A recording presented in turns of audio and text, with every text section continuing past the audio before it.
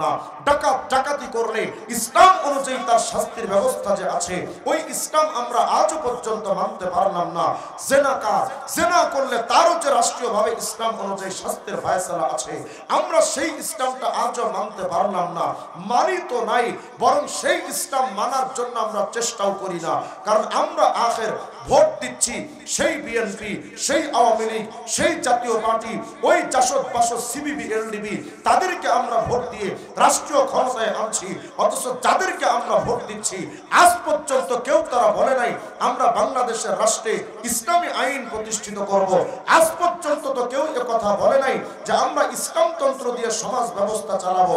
অথচ তারাই বলেছে আমরা যদি ক্ষমতায় যেতে পারি গণতন্ত্র প্রতিষ্ঠা করব, সমাজতন্ত্র প্রতিষ্ঠা করব, জাতীয়তাবাদ প্রতিষ্ঠা করব। মানব প্রচিত কুফরিতন্ত্র তারা প্রতিষ্ঠা করার জন্য স্লোগান দিয়ে মুসলমানদের ভোট নিয়ে, রাষ্ট্রীয় নোট নিয়ে তারা দেশে বিদেশে বড় বড় গাড়ি বাড়ি হাঁকাচ্ছে। দেশে বিদেশে মিল কলকারখানা তাদের অভাব নাই। অথচ তারাই আমাদেরকে স্বপ্ন দেখিয়েছিল আমরা যদি ক্ষমতায় যেতে পারি একটা সুশীল সমাজ, একটা সমৃদ্ধশীল সমাজ, একটা সুষ্ঠু সমাজ, আলোকিত সমাজ আমরা এই জাতিকে উপহার দেব।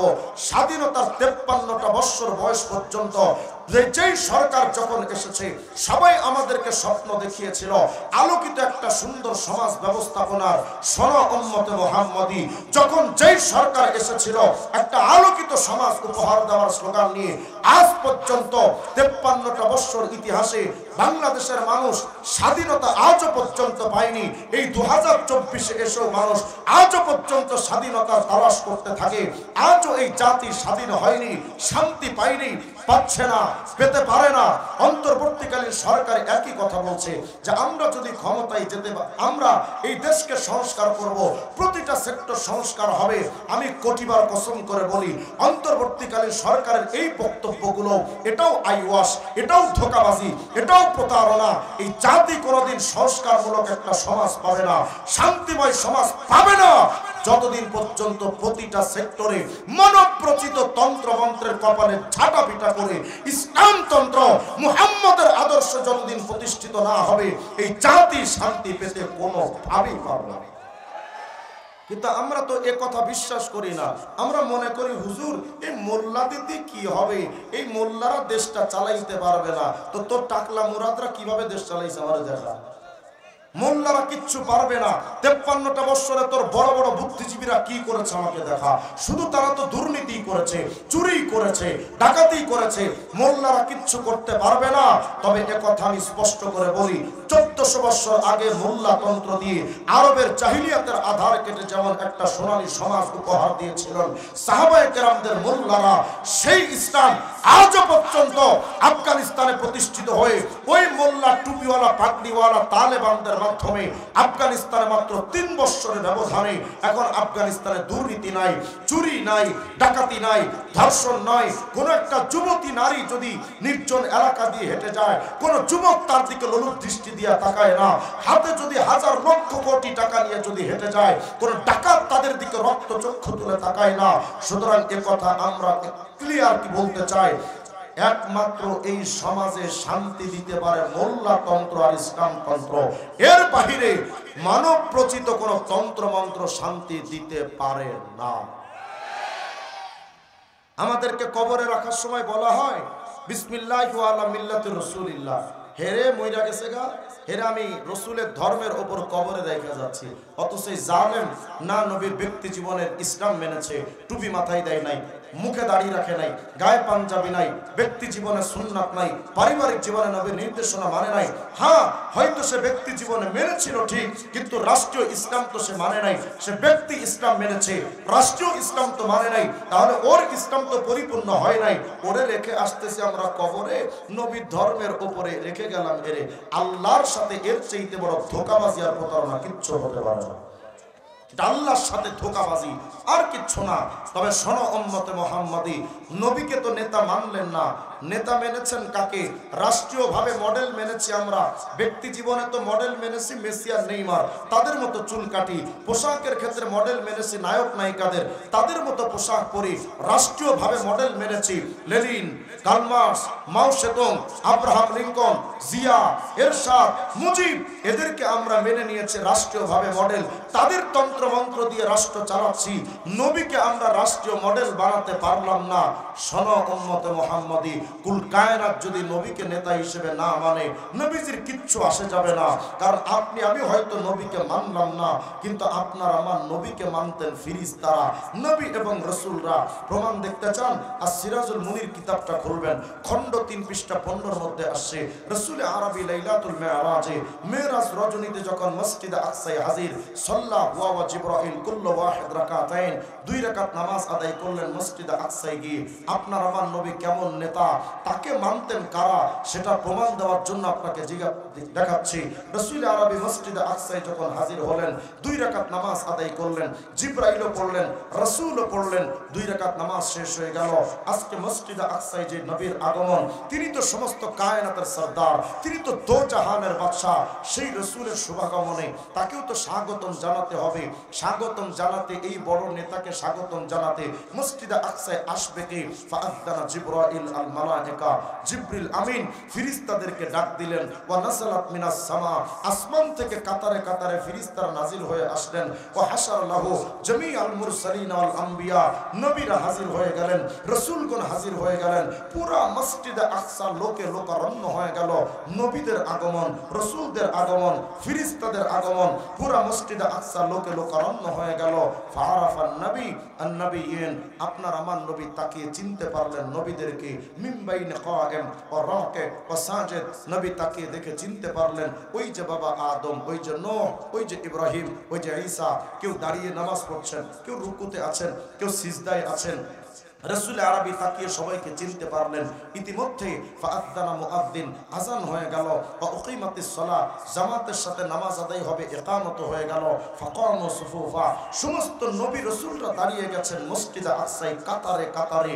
নবীরা মুসল্লি, ফেরেশতারা মুসল্লি, সবাই দাঁড়িয়ে গেলেন।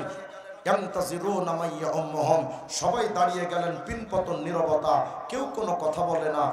আজকের এই মসজিদে আকসায় এত দামি জামাত, যেই জামাতের মুসল্লি ফেরেশতা নবী রাসূলরা, এই দামি জামাতে ইমামতি করতে পারে এমন যোগ্যতা সম্পন্ন ইমামকে, হায় হায় উম্মতে মুহাম্মাদি, তুমি এত বড় নেতা তুমি চিনলা না? সমস্ত সাহাবায়ে কেরাম, সমস্ত নবীরা যখন পিনপতন নীরবতা দাঁড়িয়ে আছেন, নিস্তব্ধতা কাতারে কাতারে, ফেরেশতারা দাঁড়িয়ে আছেন। কে ইমামতি করবেন? বাবা আদম, আরে তিনি তো সাহসী করেন না। ইব্রাহিম, তিনিও তো হিম্মত করেন না। সবাই যখন দাঁড়িয়ে আছেন, আজকের এই দামি জামাতে ইমাম হবে কে? ইমাম হবে কে? হযরত জিবরিল আমিন এসে ফাআখাযা বিয়াদিহি সাল্লাল্লাহু আলাইহি ওয়াসাল্লাম ফাকাদ্দামা, আপনার আমার নবীর হাতটা ধরে জিবরিল আমিন বললেন, মুহাম্মদ, আজকের এই দামি জামাতে ইমামতি আর কে করতে পারে? মুহাম্মদ, তুমি সামনে এগিয়ে যাও, নবী রাসূল ফেরেশতাদের ইমাম হয়ে যাও। আপনার আমার নবী হয়ে গেলেন ফেরেশতাদের ইমাম। আর আপনার আমার নবীকে ইমাম নেতা হিসেবে মেনে নিয়েছেন ফেরেশতারা, নবী এবং রাসূলরা। ওই নবীকে আপনি আমি ইমাম হিসেবে মানতে পারলাম না। হয়তো ব্যক্তি জীবনে ইমাম মেনেছি, পারিবারিক জীবনে মানি নাই, সামাজিক জীবনে মানি নাই, রাষ্ট্রীয় জীবনে ওই নবীকে নেতা হিসেবে মানতে পারলাম না। সহিহ বুখারী 2496 নম্বর হাদিস, রাসূল বলেছেন, ফাকুনু আউয়ালা মান তানশাক্কু আনহুল আরদ, এই জমিন ফেড়ে সর্বপ্রথম কিয়ামতে যিনি উঠবেন তিনি আর কেউ না, আমি মুহাম্মদুর রাসূলুল্লাহ। আরে শুধু কি তাই, জামি তিরমিজি খোলেন, কোন নেতার পেছনে আপনি দৌড়ান? রাসূল বলেছেন, শোনো, আনা সাইয়্যিদু বুলদি আদম ইয়াউমাল কিয়ামাতি ওয়ালা ফখর, কিয়ামতের ময়দানে আমি মুহাম্মদ সমস্ত বিজনেসম্যানদের নেতা, সমস্ত ডাক্তারদের নেতা, সমস্ত ইঞ্জিনিয়ারদের নেতা, সমস্ত পলিটিশিয়ানদের নেতা, সমস্ত সায়েন্টিস্টদের নেতা। আর আমি মুহাম্মদ কিয়ামতের ময়দানে আরবি বলো, আজমি বলো, দেশি বলো, বিদেশি বলো, প্রবাসী বলো, শিক্ষিত বলো, অশিক্ষিত বলো, আরবি বলো, আজমি বলো, আলেম বলো, আওয়াম বলো, মানব দানব ফিরিস্তাকুল বলো, নবী বুঝাতে চাচ্ছেন আরে কোথায় কিয়ামতে তোমার লেনিন, কার্ল মার্কস, মাও সেতুং, জিয়া, এরশাদ আর মুজিব, কোথায় তোমার নেতারা? নবী বলেন কিয়ামতে নেতা থাকবে শুধুমাত্র একজন, সে আর কেউ না, আমি মুহাম্মদুর রাসূলুল্লাহ। ওই নবীকে দুনিয়াতে নেতা মানলেন না, মেনেছেন লেনিন, কার্ল মার্কস, মাও সেতুংদের গণতন্ত্র, সমাজতন্ত্র, ধর্মনিরপেক্ষ মতবাদ, জাতীয়তাবাদের রাজনীতি করো। কিয়ামতের ময়দানে রাসূলের পেছনে যখন আপনি যেতে থাকবেন, ফেরেশতারা তাকায় দেখবেন তোমার মধ্যে গণতন্ত্রের রাজনীতি ছিল, সমাজতন্ত্রের রাজনীতি ছিল, ইসলামতন্ত্রের রাজনীতি তুমি করো নাই, তুমি লেনিন হিসেবে তোমরাই সেরা। তাহলে আমাদের কিতাবও সেরা, ধর্মেও সেরা, নবীও সেরা, আমরাও সেরা। অথচ আমাদের ব্যক্তি জীবনের আমলের দিকে তাকালে আগের যুগের উম্মতের আমলের ধারে কাছেও আমরা যেতে পারবো। আগের জামানার এমন উম্মত ছিলেন যারা 1000 বছর টানা তাহাজ্জুদের নামাজ পড়েছেন, কোনোদিন মিস হয়নি। এমন উম্মত ছিলেন যারা টানা 1000 বছর রোজা রেখেছেন, কোনোদিন মিস হয়নি। ওই উম্মতের আমল নামাই এত বিরাট আমল, আর আপনি আমি তারা আমল করতেন 1000 বছর টানা, আর আপনি আমি যদি বেঁচেও থাকি 60-70 বছর, এর মধ্যেও মোটামুটি 55 বছর আকিস বিড়িতেন। এলো আমাদের নেকির হাল। আগের জামানার নবীর উম্মতের আমল এত বেশি, আপনার আমার আমল এত কম, অথচ এতটা সত্ত্বেও সবাই বসেন, বসেন, ক্যামেরা ভাইরা বসেন, বসেন, বসেন, ভাই ভাই বসেন, বসেন। তো তাদের আমল নামায় আমল বেশি, আমাদের আমল কম, এতটা সত্ত্বেও আমরাই সবচেয়ে সেরা জাতি, আর তাদেরকে আল্লাহ পাক শ্রেষ্ঠত্ব দিলেন না। এর পেছনে সর্বপ্রথম মৌলিক কারণগুলোর মধ্যে এটাও একটা কারণ যে আমরাই সবচেয়ে দামি, কারণ আমরা যেই নবীর উম্মত, ওই নবীর সমস্ত কায়নাতের সবচেয়ে দামি। তো যেই নবীর জন্য আপনি আমি এতটা দাম পেলাম, যেই নবীর জন্য আপনি আমি এতটা মান পেলাম, যেই নবীর জন্য আপনি আমি এতটা গুরুত্ব পেলাম, আফসোস আর অতি আফসোসের সাথে বলতে হয় আজকের সময় এই মুসলমান জাতি সেই নবীকে মানে না। ব্যক্তিগত জীবনে নবীর সুন্নাহ নাই, পারিবারিক জীবনে নবীর সুন্নাহ নাই, সামাজিক জীবনে নবীর আদর্শ নাই, রাষ্ট্রীয় জীবনে নবীর নির্দেশনা মানার কোনো সুযোগ নাই। আমরা কোনোভাবেই সেটার চেষ্টাটাও করি না। আমাদের ব্যক্তিগত জীবনে নবীর টুপিটা নাই, চুল কাটি মেসি আর নেইমারের মতো, দাড়ি রাখলাম না নবীর মতো, পোশাক পরি বঙ্গবন্ধুর মতো কোট লাগাই, নবীজির মতো পোশাক পরি না, নায়ক নায়িকাদের মতো পোশাক পরি, হাবিবে কিবরিয়ার মতো পোশাক পরতে পারলাম না। আমাদের ব্যক্তি জীবনে নবীর আদর্শ নাই, আমার অর্থনীতি নবীর আদর্শই চলে না, আমার সমাজনীতিতে নবীর আদর্শ চলে না, আমার রাজনীতিতে নবীর আদর্শ চলে না। আমাদের খাওয়া দাওয়ার স্টাইলটা বিদেশি খ্রিস্টানদের মতো, বিজাতীয়দের মতো টেবিলে খানা খাওয়ার সিস্টেম, নবীর সুন্নাত তরিকায় আমাদের খাওয়ার দস্তরখান বিছিয়ে খাওয়ার সিস্টেম আমাদের আবিষ্কার হলো না। আমাদের ব্যক্তিগত জীবনে নবীর আদর্শ নাই, পারিবারিক জীবনে বিয়ে শাদী হয় হিন্দু আনি প্রথায়, নবীর সুন্নাহ মোতাবেক বিয়ে শাদী হচ্ছে না। আমাদের সমাজ ব্যবস্থায় নবীর আদর্শ নাই, রাষ্ট্রীয় ব্যবস্থায় আমাদের বাংলাদেশের সংবিধান প্রণীত হচ্ছে গণতন্ত্র, সমাজতন্ত্র, জাতীয়তাবাদ, ধর্মনিরপেক্ষ মতবাদের মতো কুফরি মতবাদ দিয়ে আমার বাংলাদেশের 90% মুসলমানের সংবিধানটা প্রণীত হলো। নবীর সুন্নাহ ইসলামতন্ত্র দিয়ে আমার বাংলাদেশের সংবিধান প্রণীত হলো না। আমার বাংলাদেশের আদালতগুলো চলে মানব রচিত তন্ত্রমন্ত্র আইন দিয়ে, নবীর আইন দিয়ে, আল্লাহর বিধান ইসলাম দিয়ে আমার আদালত চলে না। অথচ আল্লাহ বলেছেন, এই ঈমানদারেরা উদখুলু ফিস সিলমি কাফা, ইসলামের মধ্যে পরিপূর্ণভাবে প্রবেশ করো। আল্লাহ বললেন ইসলামের মধ্যে পরিপূর্ণভাবে প্রবেশ করো। নবীজি বলেছেন আমার সুন্নাতগুলো সব ব্যক্তি জীবনে মেনে নাও, পারিবারিক জীবনে মেনে নাও, সামাজিক জীবনে মেনে নাও, রাষ্ট্রীয় জীবনে মেনে নাও।